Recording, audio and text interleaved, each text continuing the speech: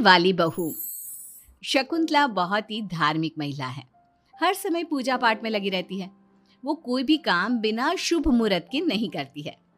शकुंतला अपने बेटे राज की शादी करवाना चाहती है, इसलिए वो पंडित जी के पास राज की कुंडली लेकर जाती है। प्रणाम पंडित जी, मेरा बेटा राज बहुत संस्कारी है। पूजा पाठ और धर्म कर्म के कार्यों को बहुत निष्ठा से पूर्ण करता है। मैं अपने बेटे की शादी कराना चाहती हूँ, इसलिए उसकी कुंडली ले आई हूँ। शकुंतला पंडित जी को कुंडली देते हुए कहती है और पंडित जी कुंडली को ध्यान से देखकर कहते हैं, बेटे, तेरे बेटे का उज्जवल भविष्य है। इसका गृहस्थ जीवन भी अच्छा रहेगा, परंतु क्या पंडित जी? परंतु एक बात का विशेष ध्यान रखना होगा। तुम्हें अपने बेटे की शादी उसी लड़की से करानी होगी जिसके गाल पर तिल हो। वो लड़की तुम्हारे घर, तुम्हारे बेटे और तुम्हारे भविष्य के लिए सुख, शांति और समृद्धि लाएगी। तुम्हारा भाग्य केवल उस लड़की के आने से ही जागेगा। जी पंडित जी, मैं ऐसी ही बहू लाऊंगी जिसके गाल पर तिल हो। धन्यवाद पंडित जी, धन्यवाद। पंडित जी का धन्यवाद करके शकुंतला वहां से चली जाती है। अब वो दिन रात तिल वाली बहू के बारे में सोचती रहती है। शकुंतला अपने बेटे का जहां भी रिश्ता लगाती तो उसकी एक ही शर्त होती कि तिल वाली बहू चाहिए, लेकिन उसे तिल वाली बहू कहीं मिलती ही नहीं। एक दिन अपनी माँ को इस तरह से परेशान देखकर राज कहता है, माँ, आप मेरे लिए तिल वाली लड़की क्यों देख रही हैं? अरे क्योंकि पंडित जी ने बोला है, वो तुम्हारे और इस घर के लिए भाग्यशाली साबित होगी। माँ, मैं एक लड़की से प्यार करता हूँ। आप मेरी शादी उस लड़की से करा दो ना। उसके गाल पर तिल होगा तभी मैं तुम्हारी शादी उससे कराऊंगी, नहीं तो भूल जाओ उस लड़की को। माँ की बात सुनकर राज को लगा कि माँ उसकी शादी कभी होने ही नहीं देगी, इसलिए उसने बिना कुछ सोचे समझे बोल दिया, अब माँ है ना, उसके गाल पर तिल है। सच में माँ, बहुत प्यारा तिल है। तू सच कह रहा है बेटा? अरे तो तूने मुझे पहले क्यों नहीं बताया? जल्दी से मुझे उस लड़की से मिलवा दे। ठीक है माँ, मैं बात करता हूँ उससे। अगले दिन राज रोशनी के पास पहुंचा और उसे सारी बात बताई। रोशनी ने सारी बात जानने के बाद कहा, राज, तुमने माँ से झूठ क्यों बोला? मेरे गाल पर कोई तिल नहीं है। अरे मेरे पास कोई और रास्ता नहीं था रोशनी। उस समय मुझे जो ठीक लगा मैंने किया। अगर मैं ऐसा नहीं बोलता तो माँ मेरी शादी किसी तिल वाली लड़की से करा देती। माँ से इसे झूठ बोलना ठीक नहीं है। माँ को कोई तिल वाली लड़की मिलती ही नहीं, तो माँ अपने आप तुम्हारी शादी मुझसे कराने के लिए तैयार हो जाती।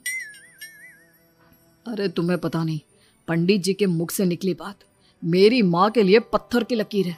वो आकाश पाताल एक कर देंगी, लेकिन तिल वाली लड़की ढूंढ कर ही रहेंगी। जो भी हो राज, लेकिन माँ को जब कभी सच्चाई का पता चलेगा तो उन्हें बहुत दुख होगा। और मेरे गाल पर तो तिल है ही नहीं, अब मैं माँ से कैसे मिलूंगी? तुम अपने गाल पर काजल से एक तिल बना लो ना, बाकी मैं संभाल लूंगा। अगले दिन रोशनी ने ऐसा ही किया। उसने काजल से गाल पर एक तिल बना लिया। इसके बाद राज ने रोशनी को अपनी माँ से मिलवाया, और जब शकुंतला ने रोशनी को ध्यान से देखा तो उसके गाल का तिल देखकर बहुत खुश हो गई और दोनों का रिश्ता पक्का कर दिया। कुछ ही दिनों में शकुंतला ने राज और रोशनी की शादी बहुत धूमधाम से करा दी। बहू, राज, जल्दी बाहर आओ, एक खुशखबरी है। रोशनी और राज बाहर आते हैं। राज, देखा, मेरी बहू के भाग्य से घर में खुशी आने लगी। जिस जमीन का केस हम पिछले 10 साल से लड़ रहे थे ना, वो केस अब खत्म हो गया है। अभी अभी वकील साहब का फोन आया है, वो केस हम जीत गए हैं। माँ, ये तो बहुत अच्छी खबर है। ये सब आपकी मेहनत का फल है। आपने इस कोर्ट केस के चक्कर में बहुत मेहनत की है। अरे नहीं बेटा, ये तो मेरी तिल वाली बहू के भाग्य से हो रहा है। पंडित जी ने बिल्कुल सही कहा था। शकुंतला रोशनी को बहुत प्यार करती है, लेकिन रोशनी के मन में दुख होता है। वो सोचती है, माँ मेरे झूठ को सच समझ रही है। अगर माँ को ये पता चल गया कि ये तिल नहीं काजल है तो उन्हें कितना दुख होगा।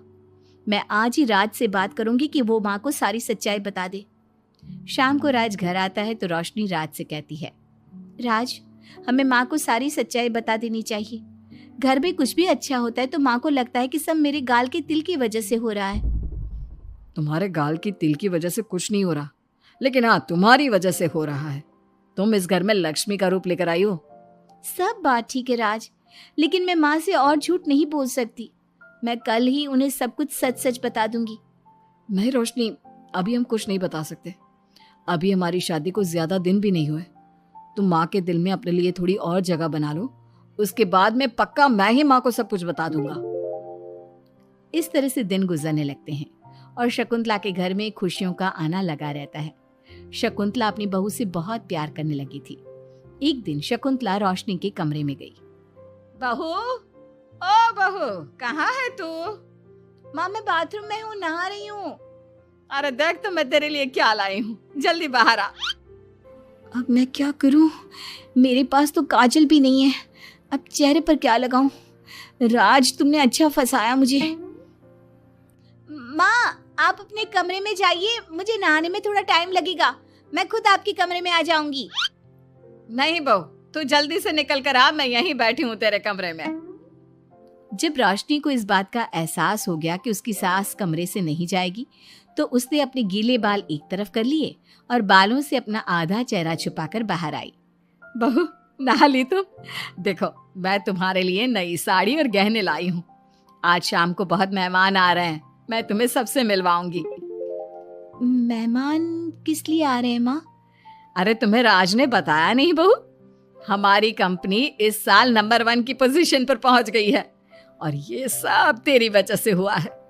चलो मैं चलती हूँ, मुझे शाम की बहुत सारी तैयारी भी तो करनी है। जब शकुंतला रोशनी के कमरे से चली गई, तब उसकी जान में जान आई।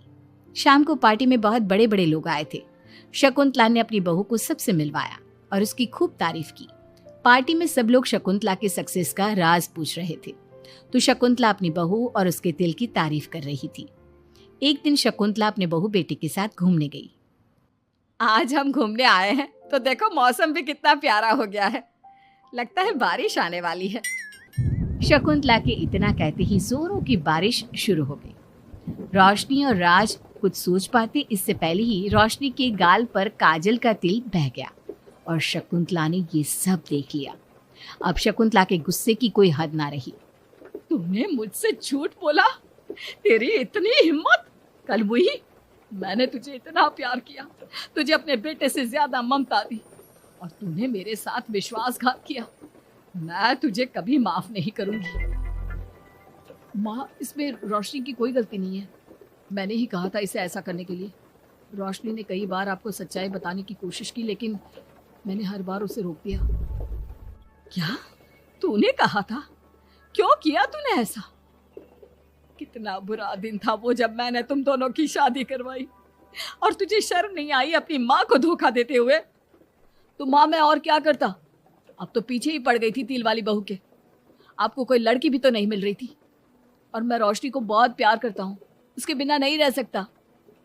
हाँ, तो अब इसी के पास रहे। मैं तुम दोनों की शक्ल नहीं देखना चाहती। ले जा इस झूठी और मनहूस लड़की को मेरे सामने से। माँ, कल तक तो रोशनी बहुत भाग्यवान थी, आज ये मनहूस हो गई। अपनी सोच बदलो माँ, चेहरे के ऊपर तिल होने से कुछ नहीं होता। आपने देखा नहीं, रोशनी के घर आते ही हमारे सारे काम पूरे हो गए। आज हमारी कंपनी नंबर 1 है। अब कब अंधविश्वास करना छोड़ोगी? बेटे की इतना समझाने पर माँ को समझ में आ जाता है कि वो गलती कर रही है। शकुंतला अपने बहू बेटे को लेकर घर आ जाती है। अगले दिन शकुंतला रोशनी के गाल पर काजल से एक तिल बना देती है। राज और रोशनी शकुंतला को बहुत हैरानी से देखते हैं। तब वो कहती है, ऐसे क्या देख रहे हो तुम दोनों? ये तिल नहीं, काला टीका है, ताकि मेरी बहू को किसी की नजर ना लगे। शकुंतला की बात सुनकर सब हंसने लगते हैं।